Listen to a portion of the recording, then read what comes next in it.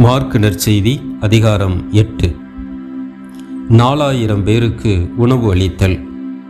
அந்நாள்களில் மீண்டும் பெருந்திரளான மக்கள் கூடியிருந்தார்கள். உண்பதற்கு அவர்களிடம் ஒன்றுமில்லை. இயேசு தம் சீடரை வரவழைத்து அவர்களிடம், நான் இம்மக்கள் கூட்டத்தின் மீது பரிவு கொள்கிறேன். ஏற்கனவே 3 நாள்களாக இவர்கள் என்னுடன் இருக்கிறார்கள். உண்பதற்கும் இவர்களிடம் எதுவும் இல்லை. நான் இவர்களை பட்டினியாக வீட்டிற்கு அனுப்பிவிட்டால் வழியில் தளர்ச்சியடைவார்கள். இவர்களுள் சிலர் நெடுந்தொலையிலிருந்து வந்துள்ளனர் என்று கூறினார். அதற்கு அவருடைய சீடர்கள், இப்பாலை நிலத்தில் இவர்களுக்கு போதுமான உணவு அளிப்பது எப்படி என்று கேட்டார்கள். அப்போது அவர் அவர்களை பார்த்து, உங்களிடம் எத்தனை அப்பங்கள் உள்ளன என்று கேட்டார். அவர்கள் 7 என்றார்கள்.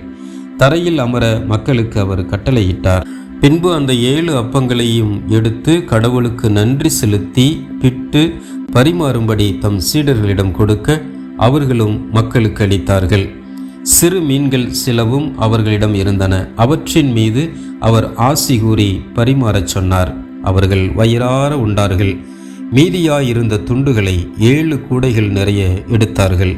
அங்கு இருந்தவர்கள் ஏறக்குறைய 4000 பேர். பின்பு அவர் அவர்களை அனுப்பிவிட்டார். உடனடியாக தம் சீடருடன் படகேறி தல்மனுத்தா பகுதிக்கு சென்றார். அடையாளம் கேட்டு சோதித்தல். பரிசேயர் வந்து இயேசுவோடு வாதாடத் தொடங்கினர். வானத்திலிருந்து அடையாளம் ஒன்றை காட்டும்படி அவரை சோதித்தனர். அவர் பெருமூச்சு விட்டு, இந்த தலைமுறையினர் அடையாளம் கேட்பதேன்? இத்தலைமுறையினருக்கு அடையாளம் எதுவும் கொடுக்கப்பட மாட்டாது என உறுதியாக உங்களுக்கு சொல்கிறேன் என்றார். அவர்களை விட்டு அகன்று மீண்டும் படகேறி அவர் மறுகரைக்கு சென்றார். பரிசேயர் ஏரோதியரின் புளிப்பு மாவு. சீடர்கள் தங்களுக்கு தேவையான அப்பங்கள் எடுத்துச் செல்ல மறந்துவிட்டார்கள். படகில் அவர்களிடம் ஓர் அப்பம் மட்டுமே இருந்தது. அப்பொழுது இயேசு, பரிசேயர் ஏரோதியர் ஆகியோரது புளிப்பு மாவை குறித்து மிகவும் கவனமாயிருங்கள் என்று அவர்களுக்கு கட்டளையிட்டார். அவர்களோ தங்களிடம் அப்பம் இல்லையே என்று ஒருவரோடு ஒருவர் பேசிக்கொண்டிருந்தார்கள். இதை அறிந்த இயேசு அவர்களை நோக்கி, நீங்கள் உங்களிடம் அப்பம் இல்லை என ஏன் பேசிக்கொள்கிறீர்கள்? இன்னுமா உணராமலும் புரிந்து கொள்ளாமலும் இருக்கிறீர்கள்? உங்கள் உள்ளம் மழுங்கியா போயிற்று? கண்ணிருந்தும் நீங்கள் காண்பதில்லையா? காதிருந்தும் நீங்கள் கேட்பதில்லையா? ஏன் உங்களுக்கு நினைவில்லையா?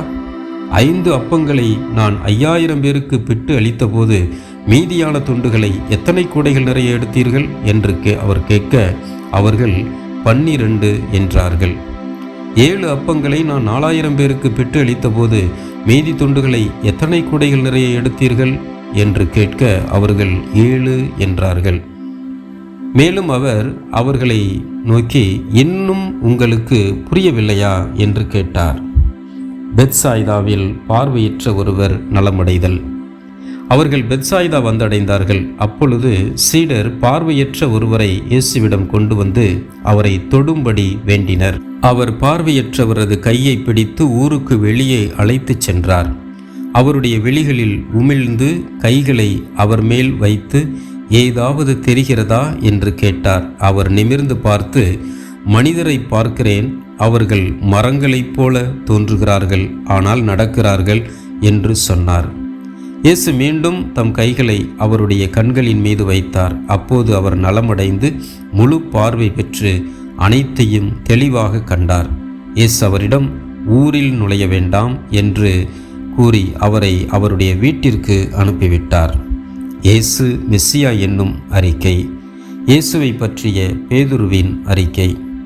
இயேசு தம் சீடருடன் பிலிப்பு செசரியாவை சார்ந்த ஊர்களுக்கு புறப்பட்டு சென்றார். வழியில் அவர் தம் சீடரை நோக்கி, நான் யார் என மக்கள் சொல்கிறார்கள் என்று கேட்டார். அதற்கு அவர்கள் அவரிடம், சிலர் திருமுழுக்கு யோவான் எனவும், வேறு சிலர் எலியா எனவும், மற்றும் சிலர் இறைவாக்கினருள் ஒருவர் எனவும் சொல்கின்றனர் என்றார்கள். ஆனால் நீங்கள் நான் யார் எனச் சொல்கிறீர்கள் என்று அவர் அவர்களை கேட்க, பேதுரு மறுமொழியாக, நீர் மெசியா என்று உரைத்தார். தம்மை பற்றி எவரிடமும் சொல்ல வேண்டாம் என்று அவர்களிடம் அவர் கண்டிப்பாய் கூறினார். இயேசுவே மானிட மகன், பயணம் செய்யும் மானிட மகன். இயேசு தம் சாவை முதன்முறை முன்னறிவித்தல். மானிட மகன் பலவாறு துன்பப்படவும் மூப்பர்கள், தலைமை குருக்கள், மறைநூல் அறிஞர் ஆகியோரால் உதறி தள்ளப்பட்டு கொலை செய்யப்படவும் 3 நாள்களுக்கு பின் உயிர்த்தெழவும் வேண்டும் என்று இயேசு அவர்களுக்கு கற்பிக்கத் தொடங்கினார். இதையெல்லாம் அவர் வெளிப்படையாகவே சொன்னார். பேதுரு அவரை தனியே அழைத்து கடிந்து கொண்டார். ஆனால் இயேசு தம் சீடர்கள் பக்கம் திரும்பி பார்த்து பேதுருவிடம், என் கண்முன் நில்லாதே சாத்தானே, ஏனெனில் நீ கடவுளுக்கு ஏற்றவை பற்றி எண்ணாமல் மனிதருக்கு ஏற்றவை பற்றியே எண்ணுகிறாய் என்று கடிந்து கொண்டார். பின்பு அவர் மக்கள் கூட்டத்தையும் சீடரையும் தம்மிடம் வரவழைத்து, என்னை பின்பற்ற விரும்பும் எவரும் தன்னலம் துறந்து தம் சிலுவையை தூக்கி கொண்டு என்னை பின்பற்றட்டும். ஏனெனில் தம் உயிரை காத்துக்கொள்ள விரும்பும் எவரும் அதை இழந்து விடுவர். என் பொருட்டும் நற்செய்தியின் பொருட்டும் தம் உயிரை இழக்கும் எவரும் அதை காத்துக்கொள்வர். ஒருவர் உலகம் முழுவதையும் தமதாக்கி கொண்டாலும் தம் வாழ்வையே இழப்பாரெனில் அவருக்கு கிடைக்கும் பயன் என்ன? அவர் தம் வாழ்வுக்கு ஈடாக எதை கொடுப்பார்? பாவத்தில் உழலும் இவ்விபச்சார தலைமுறையினருள் என்னை குறித்தும் என் வார்த்தைகளை குறித்தும் வெட்கப்படும் ஒவ்வொருவரையும் பற்றி மானிட மகனும் தம்முடைய தந்தையின் மாட்சியோடு தூய வானதூதருடன் வரும்போது வெட்கப்படுவார் என்றார்.